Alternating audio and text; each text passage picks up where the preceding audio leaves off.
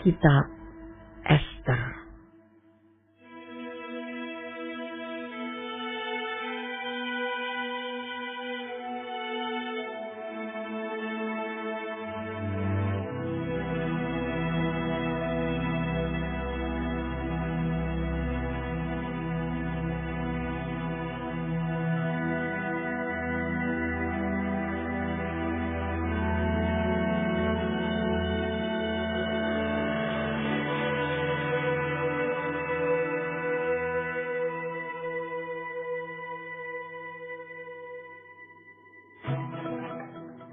Pada zaman Ahasuerus, dialah Ahasuerus yang merajai 127 daerah, mulai dari India sampai ke Ethiopia.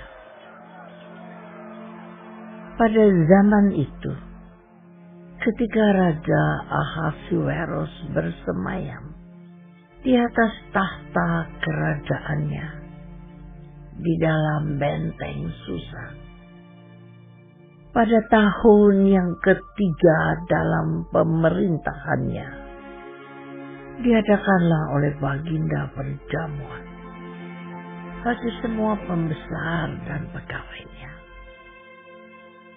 tentara Persia dan Media, kaum bangsawan dan pembesar daerah hadir di hadapan baginda.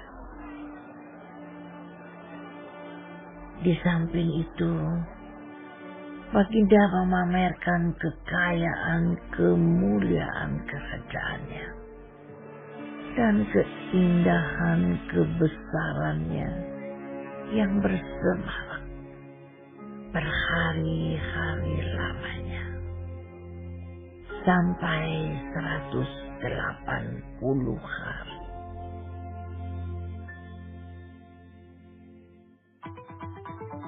Setelah genap hari-hari itu, maka raja mengadakan perjamuan lagi 7 hari lamanya bagi seluruh rakyatnya yang terdapat di dalam benteng Susa, daripada orang besar sampai kepada orang kecil,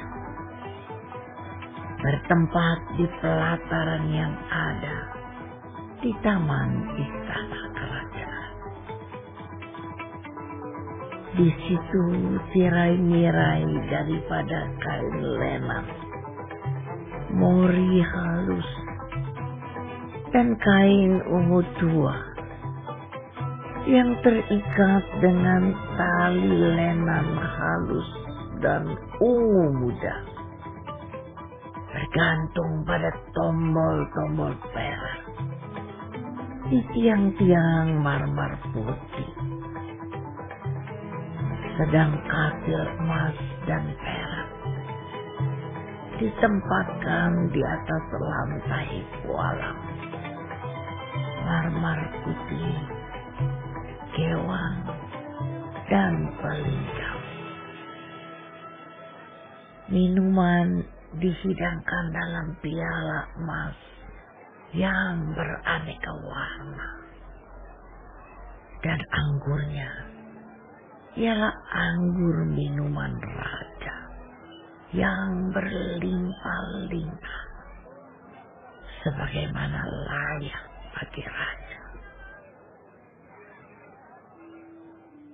Adapun aturan minum ialah tiada dengan paksa, karena beginilah diisyaratkan raja kepada semua bentara dalam, supaya mereka berbuat menurut keinginan tiap-tiap orang. Juga Wasti, sang ratu, mengadakan perjamuan bagi semua perempuan di dalam istana Raja Ahasuerus. Pada hari yang ketujuh, ketika raja riang gembira hatinya karena minum anggur, bertitahlah baginda kepada Mahuman, Wista, Harbona, Bigta, Abagta, Zetal, dan Karkas, yakni ketujuh sida-sida yang bertugas di hadapan Raja Ahasuerus, supaya mereka membawa Wasti sang ratu dengan memakai mahkota kerajaan menghadap raja untuk memperlihatkan kecantikannya kepada sekalian rakyat dan pembesar-pembesar, karena sang ratu sangat elok rupanya. Tetapi Ratu Wasti menolak untuk menghadap menurut titah raja yang disampaikan oleh sida-sida itu, sehingga sangat geramlah raja dan berapi-apilah murkanya. Maka bertanyalah raja kepada orang-orang arif bijaksana, orang-orang yang mengetahui kebiasaan zaman. Karena demikianlah biasanya masalah-masalah raja dikemukakan kepada para ahli undang-undang dan hukum. Adapun yang terdekat kepada baginda ialah Karsena, Setar, Atmata, Tarsis, Meres, Marsena, dan Memukan, ketujuh pembesar Persia dan Media yang boleh memandang wajah raja dan yang mempunyai kedudukan yang tinggi di dalam kerajaan. Tanya raja, apakah yang harus diperbuat atas Ratu Wasti menurut undang-undang? Karena tidak dilakukannya titah Raja Ahasuerus yang disampaikan oleh sida-sida. Maka sembah Memukan di hadapan raja dan para pembesar itu. Wasti sang ratu bukan bersalah kepada raja saja, melainkan juga kepada semua pembesar dan segala bangsa yang di dalam segala daerah Raja Ahasuerus. Karena kelakuan sang ratu itu akan merata kepada semua perempuan, sehingga mereka tidak menghiraukan suaminya apabila diceritakan orang, Raja Ahasuerus menitahkan supaya Wasti sang ratu dibawa menghadap kepadanya. Tetapi ia tidak mau datang. Pada hari ini juga, istri para pembesar raja di Persia dan Media yang mendengar tentang kelakuan sang ratu akan berbicara tentang hal itu kepada suaminya, sehingga berlarut-larutlah penghinaan dan kegusaran. Jikalau baik pada pemandangan raja, hendaklah dikeluarkan suatu titah kerajaan dari hadapan baginda dan dituliskan di dalam undang-undang Persia dan Media, sehingga tidak dapat dicabut kembali, bahwa Wasti dilarang menghadap Raja Ahasuerus, dan bahwa raja akan mengaruniakan kedudukannya sebagai ratu kepada orang lain yang lebih baik daripadanya. Bila keputusan yang diambil raja kedengaran di seluruh kerajaannya, Alangkah besarnya kerajaan itu. Maka semua perempuan akan memberi hormat kepada suami mereka, daripada orang besar sampai kepada orang kecil. Usul itu dipandang baik oleh raja serta para pembesar. Jadi bertindaklah raja sesuai dengan usul memukan itu.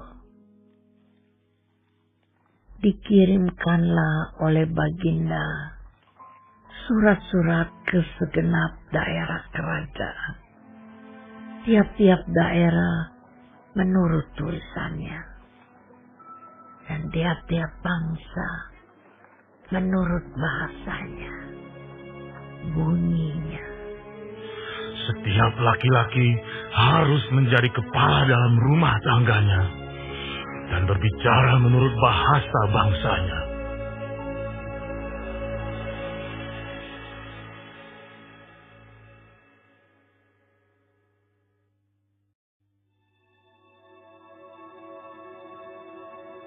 Sesudah peristiwa-peristiwa ini, dan setelah kepanasan murka Raja Ahasuerus surut, terkenanglah Baginda kepada Wasti dan yang dilakukannya, dan kepada apa yang diputuskan atasnya.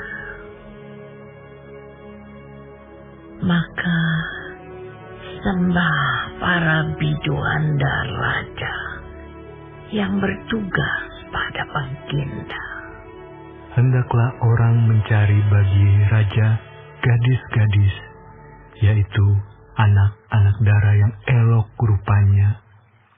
Hendaklah raja menempatkan kuasa-kuasa di segenap daerah kerajaannya, supaya mereka mengumpulkan semua gadis, anak-anak dara yang elok rupanya di dalam benteng Susan, di balai perempuan, di bawah pengawasan Hegai, sida-sida raja, penjaga para perempuan.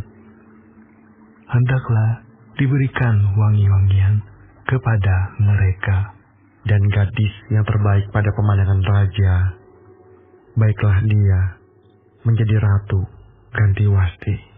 Hal itu dipandang baik oleh raja, dan dilakukanlah demikian.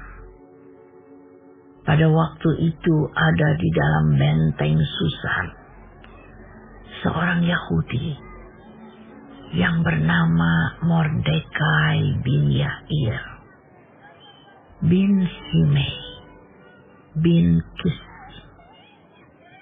seorang Benyamin yang diangkut dari Yerusalem sebagai salah seorang buangan yang turut dengan Yekhonya, Raja Yehuda, ketika ia diangkut ke dalam pembuangan oleh Raja Nebukadnezar, Raja Babel. Mordekai itu pengasuh Hadasa, yakni Ester, anak saudara ayahnya. Sebab anak itu tidak beribu bapa lagi. Gadis itu elok perawakannya dan cantik parasnya. Ketika ibu bapaknya mati, ia diangkat sebagai anak oleh Mordekai.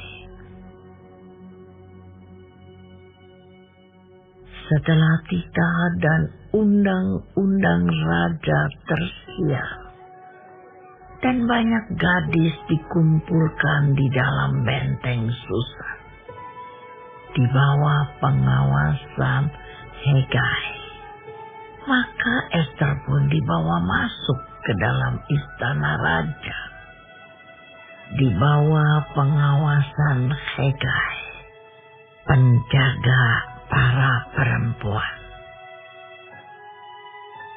Maka gadis itu sangat baik pada pemandangannya dan menimbulkan kasih sayangnya.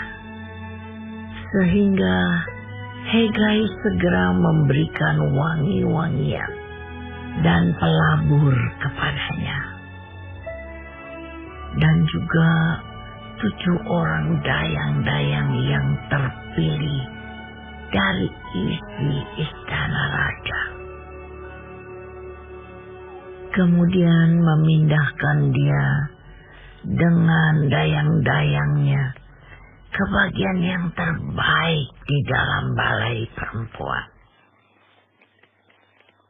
Esther tidak memberitahukan kebangsaan dan asal-usulnya karena dilarang oleh Mordekai.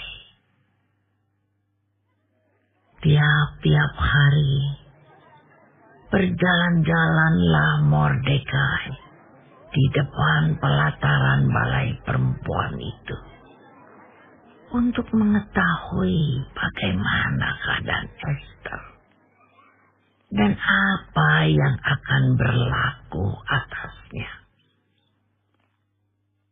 Tiap-tiap kali seorang gadis mendapat giliran untuk masuk menghadap Raja Ahasuerus, dan sebelumnya ia dirawat menurut peraturan bagi para perempuan selama 12 bulan. Sebab seluruh waktu itu digunakan untuk pemakaian wangi-wangian. 6 bulan untuk memakai minyak mur. Dan 6 bulan lagi untuk memakai minyak kasai, serta lain-lain wangi-wangian perempuan. Lalu gadis itu masuk menghadap raja, dan segala apa yang dimintanya harus diberikan kepadanya untuk dibawa masuk dari balai perempuan ke dalam istana raja. Pada waktu petang ia masuk, dan pada waktu pagi ia kembali. Tetapi sekali ini ke dalam balai perempuan yang kedua, di bawah pengawasan Saasgas, sida-sida raja, penjaga para gundik. Ia tidak diperkenankan masuk lagi menghadap raja, kecuali jikalau raja berkenan kepadanya, dan ia dipanggil dengan disebutkan namanya.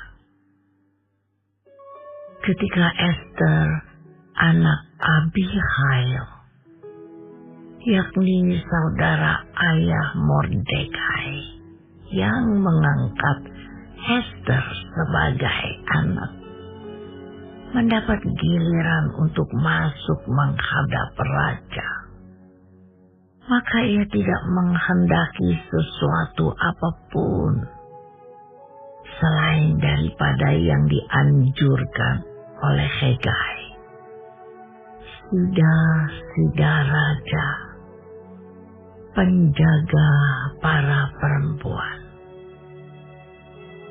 Maka Esther dapat menimbulkan kasih sayang pada semua orang yang melihat dia.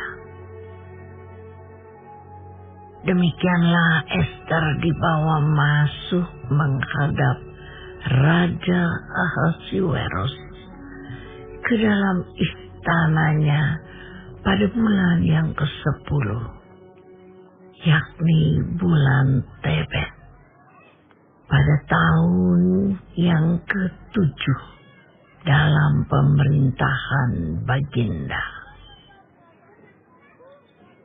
Maka Esther dikasihi oleh Baginda lebih daripada semua perempuan lain. Dan ia beroleh sayang dan kasih baginda lebih daripada semua anak dara lain. Sehingga baginda mengenakan mahkota kerajaan ke atas kepalanya dan mengangkat dia menjadi ratu ganti Wasti. Kemudian diadakanlah oleh baginda suatu perjamuan bagi semua pembesar dan pegawainya, yakni perjamuan karena Ester. Dan baginda menitahkan kebebasan pajak bagi daerah-daerah serta mengaruniakan anugerah sebagaimana layak bagi raja. Selama anak-anak dara dikumpulkan untuk kedua kalinya, Mordekai duduk di pintu gerbang istana raja.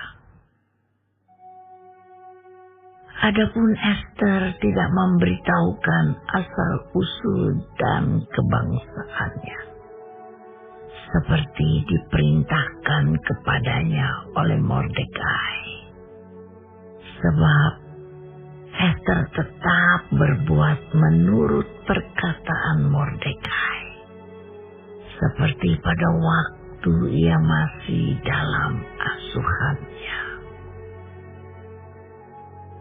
Pada waktu itu, ketika Mordekai duduk di pintu gerbang istana raja,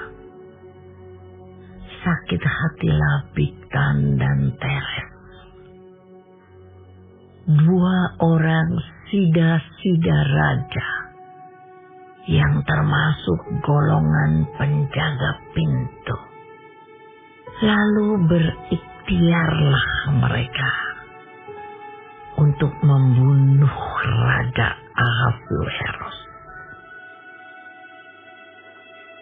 Tetapi perkara itu dapat diketahui oleh Mordekai, lalu diberitahukannya lah kepada Ester sang ratu. Dan Ester mempersembahkannya kepada raja atas nama Mordekai. Perkara itu diperiksa dan ternyata benar. Maka kedua orang itu disulahkan pada dia.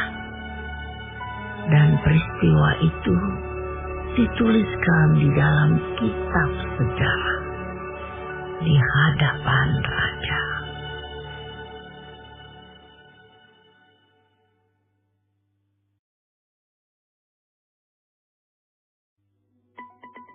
Sesudah peristiwa-peristiwa ini, maka Haman bin Hamedata orang Agag dikaruniailah kebesaran oleh Raja Ahasuerus, dan pangkatnya dinaikkan serta kedudukannya ditetapkan di atas semua pembesar yang ada di hadapan baginda.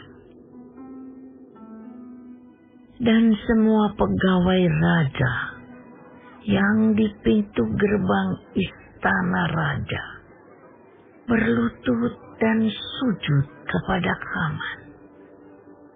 Sebab demikianlah diperintahkan raja tentang dia. Tetapi Mordekai tidak berlutut dan tidak sujud. Maka para pegawai raja yang di pintu gerbang istana raja berkata kepada Mordekai, "Mengapa engkau melanggar perintah raja?" Setelah mereka menegur dia berhari-hari dengan tidak didengarkannya juga. Maka hal itu diberitahukan merekalah kepada Haman untuk melihat apakah sikap Mordekai itu dapat tetap, sebab ia telah menceritakan kepada mereka bahwa ia orang Yahudi.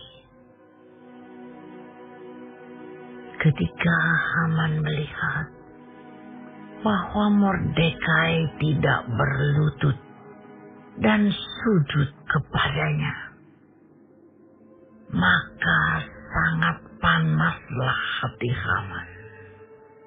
Tetapi ia menganggap dirinya terlalu hina untuk membunuh hanya Mordekai saja. Karena orang telah memberitahukan kepadanya kebangsaan Mordekai itu. Jadi, Haman mencari ikhtiar memunahkan semua orang Yahudi, yakni bangsa Mordekai itu, di seluruh kerajaan Ahasuerus. Dalam bulan pertama, yakni bulan Nisan, dalam tahun yang ke-12, zaman Raja Ahasuerus, orang membuang pur, yakni undi, di depan Haman, hari demi hari dan bulan demi bulan, sampai jatuh pada bulan yang ke-12, yakni bulan Adar. Maka sembah Haman kepada Raja Ahasuerus. Ada suatu bangsa yang hidup tercerai-berai dan terasing di antara bangsa-bangsa di dalam seluruh kerajaan Tuanku. Dan hukum mereka berlainan dengan hukum segala bangsa. Dan hukum raja tidak dilakukan mereka, sehingga tidak patut bagi raja membiarkan mereka leluasa. Jikalau baik pada pemandangan raja, hendaklah dikeluarkan surat titah untuk membinasakan mereka. Maka hamba akan menimbang perak 10.000 talenta dan menyerahkannya kepada tangan para pejabat yang bersangkutan, supaya mereka memasukkannya ke dalam perbendaharaan raja.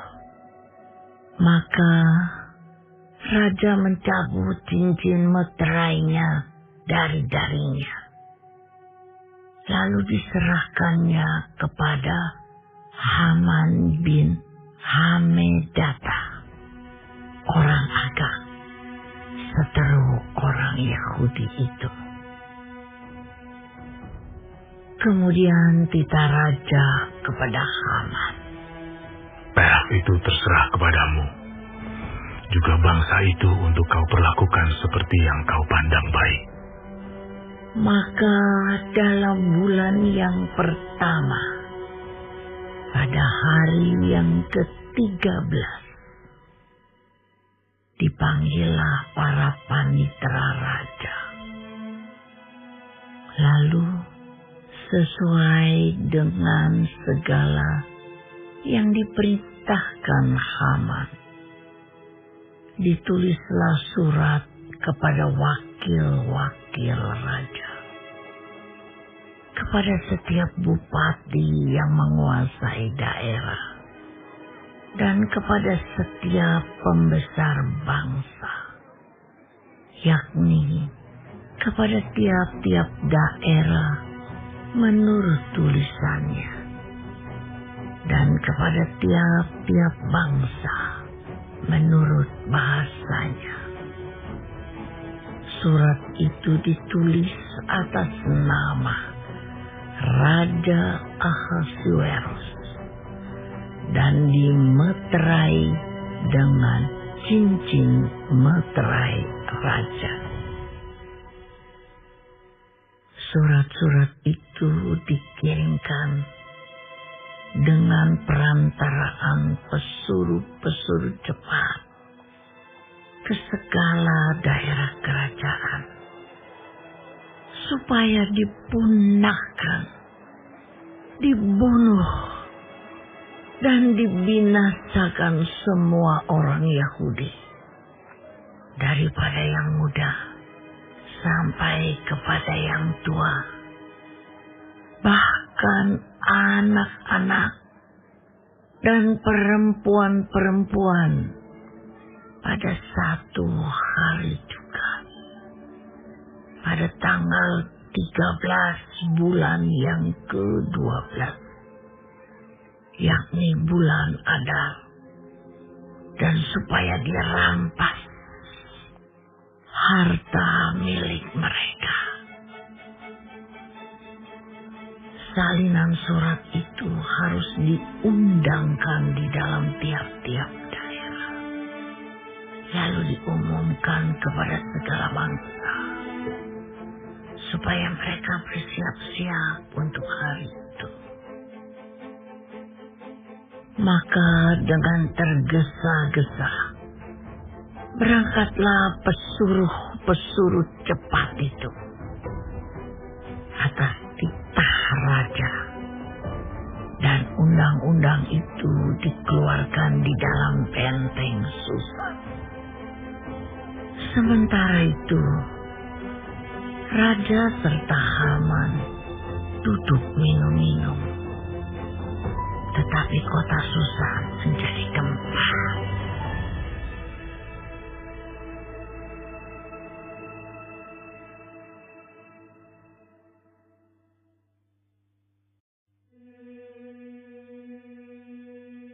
Setelah Mordekai mengetahui segala yang terjadi itu, ia mengoyakkan pakaiannya, lalu memakai kain kabung dan abu.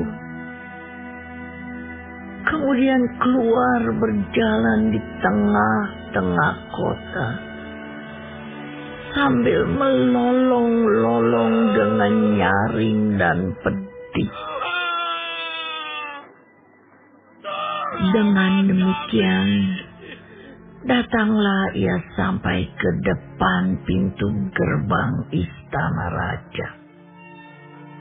Karena seorang pun tidak boleh masuk pintu gerbang istana raja dengan berpakaian kain kabung. Di tiap-tiap daerah kemana titah dan undang-undang raja telah sampai, ada perkabungan yang besar di antara orang Yahudi, disertai puasa dan ratap tangis. Oleh banyak orang dibentangkan kain kabung dengan abu sebagai lapik tidurnya. Ketika dayang-dayang dan sida-sida Ester memberitahukan hal itu kepadanya, maka sangatlah risau hati sang ratu. Lalu dikirimkannyalah pakaian supaya dipakaikan kepada Mordekai, dan supaya ditanggalkan kain kabungnya daripadanya. Tetapi tidak diterimanya. Maka Ester memanggil Hatta, salah seorang sida-sida raja, yang ditetapkan baginda melayani dia, lalu memberi perintah kepadanya menanyakan Mordekai untuk mengetahui apa artinya dan apa sebabnya hal itu. Lalu keluarlah Hatta mendapatkan Mordekai di lapangan kota yang di depan pintu gerbang istana raja. Dan Mordekai menceritakan kepadanya segala yang dialaminya, serta berapa banyaknya perak yang dijanjikan oleh Haman akan ditimbang untuk perbendaharaan raja sebagai harga pembinasaan orang Yahudi. Juga salinan surat undang-undang yang dikeluarkan di Susan untuk memunahkan mereka itu diserahkannya kepada Hatta supaya diperlihatkan dan diberitahukan kepada Ester. Lagi pula Hatta disuruh menyampaikan pesan kepada Ester supaya pergi menghadap raja untuk memohon karunia-Nya dan untuk membela bangsanya di hadapan Baginda. Lalu masuklah Hatta dan menyampaikan perkataan Mordekai kepada Ester. Akan tetapi Ester menyuruh Hatta memberitahukan kepada Mordekai, semua pegawai raja serta penduduk daerah-daerah kerajaan mengetahui bahwa bagi setiap laki-laki atau perempuan yang menghadap raja di pelataran dalam dengan tiada dipanggil, hanya berlaku satu undang-undang, yakni hukuman mati. Hanya orang yang kepadanya raja mengulurkan tongkat emas yang akan tetap hidup. Dan aku selama 30 hari ini tidak dipanggil menghadap raja. Ketika disampaikan orang perkataan Ester itu kepada Mordekai, maka Mordekai menyuruh menyampaikan jawab ini kepada Ester.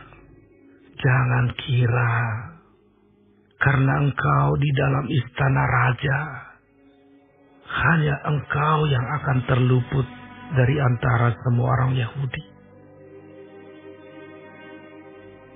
Sebab sekalipun engkau pada saat ini berdiam diri saja, bagi orang Yahudi akan timbul juga pertolongan dan kelepasan dari pihak lain. Dan engkau dengan kaum keluargamu akan binasa.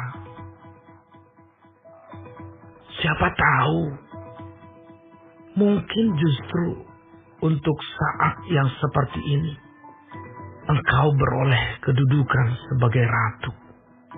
Maka Ester menyuruh menyampaikan jawab ini kepada Mordekai. Pergilah, kumpulkanlah semua orang Yahudi yang terdapat di Susan, dan berpuasalah untuk aku. Janganlah makan dan janganlah minum 3 hari lamanya, baik waktu malam, baik waktu siang. Aku serta dayang-dayangku pun akan berpuasa demikian. Dan kemudian, aku akan masuk menghadap raja. Sungguh pun berlawanan dengan undang-undang. Kalau terpaksa aku mati, biarlah aku mati. Maka pergilah Mordekai, dan diperbuatnyalah tepat seperti yang dipesankan Ester kepadanya.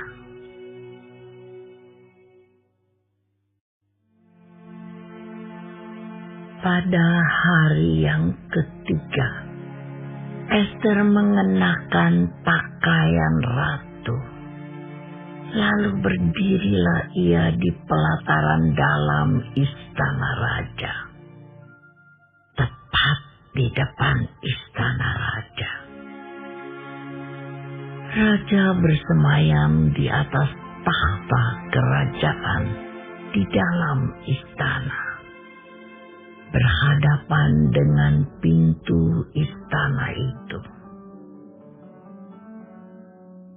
Ketika raja melihat Ester, sang ratu, berdiri di pelataran, berkenanlah raja kepadanya, sehingga raja mengulurkan tongkat emas yang di tangannya ke arah Ester. Lalu mendekatlah Ester dan menyentuh ujung tongkat itu.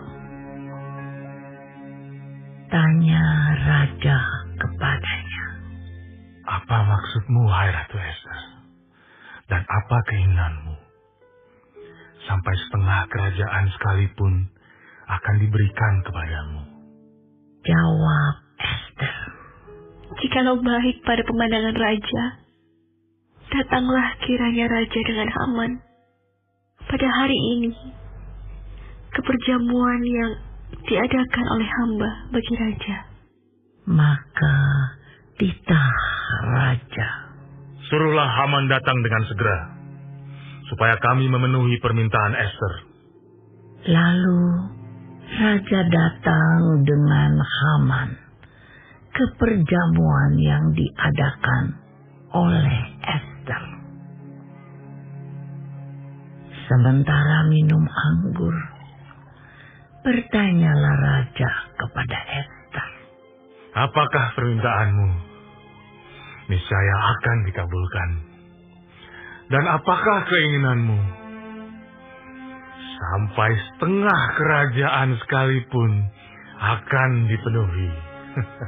Maka jawab Ester, permintaan dan keinginan hamba ialah, jikalau hamba mendapat kasih raja, dan jikalau baik pada pemandangan raja, mengabulkan permintaan, serta memenuhi keinginan hamba.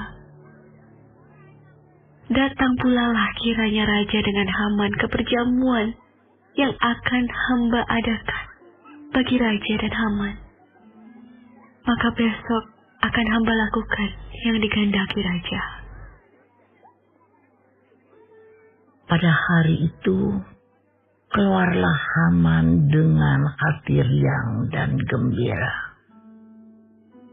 Tetapi ketika Haman melihat Mordekai ada di pintu gerbang istana raja, tidak bangkit dan tidak bergerak menghormati dia, maka sangat panaslah hati Haman kepada Mordekai.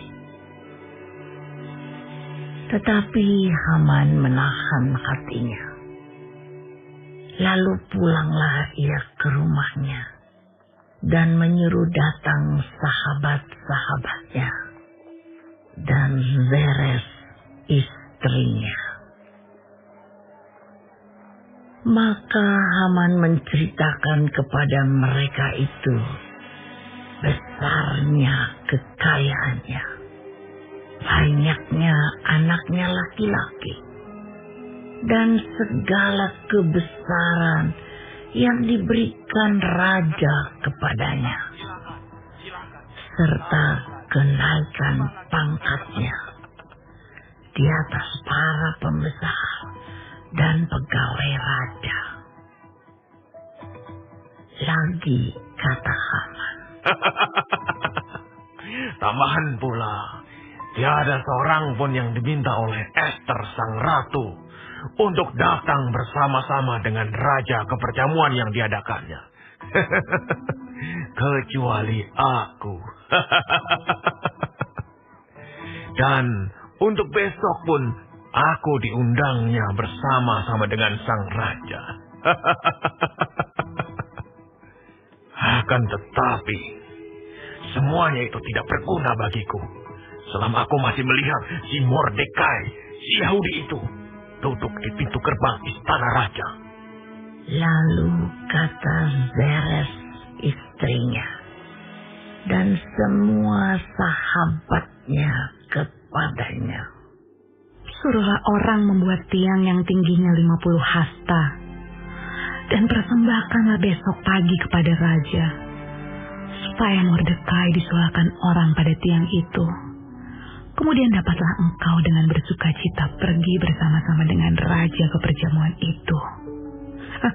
Hal itu dipandang baik oleh Haman.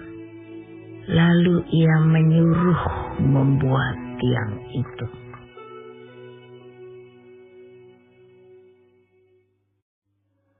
Pada malam itu juga, raja tidak dapat tidur. Maka bertitahlah Baginda membawa kitab pencatatan sejarah, lalu dibacakan di hadapan raja. Dan di situ didapati suatu catatan tentang Mordekai yang pernah memberitahukan bahwa Bigtan dan Teres, dua orang sida-sida raja yang termasuk golongan penjaga pintu, telah berikhtiar membunuh Raja Ahasuerus. Maka bertanyalah raja, kehormatan dan kebesaran apakah yang dianugerahkan kepada Mordekai oleh sebab perkara itu? Jawab para biduanda raja yang bertugas pada Baginda. Kepadanya tidak dianugerahkan suatu apapun. Maka bertanyalah raja, siapakah itu yang ada di pelataran? Pada waktu itu, Haman baru datang di pelataran luar istana raja untuk memberitahukan kepada Baginda bahwa ia hendak menyulatkan Mordekai pada tiang yang sudah didirikannya untuk dia. Lalu jawab para biduanda raja kepada Baginda, itulah Haman, ia berdiri di pelataran. Maka titah raja, suruhlah dia masuk. Setelah Haman masuk, bertanyalah raja kepadanya, apakah yang harus dilakukan kepada orang yang raja berkenan menghormatinya? Kata Haman dalam hatinya, kepada siapa lagi raja berkenan menganugerahkan kehormatan lebih dari kepadaku?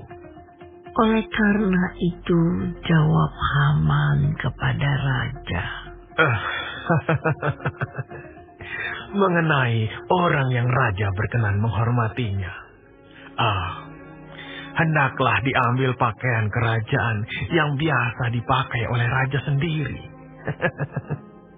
Dan lagi, kuda yang biasa dikendarai oleh raja sendiri, dan yang diberi mahkota kerajaan di kepalanya. Dan hendaklah diserahkan pakaian dan kuda itu ke tangan seorang dari antara para pembesar raja. Orang-orang bangsawan. Lalu hendaklah pakaian itu dikenakan kepada orang yang raja berkenan menghormatinya. Kemudian hendaklah ia diarak dengan mengendarai kuda itu melalui lapangan kota, sedang orang berseru-seru di depannya. Beginilah dilakukan kepada orang yang raja berkenan menghormatinya.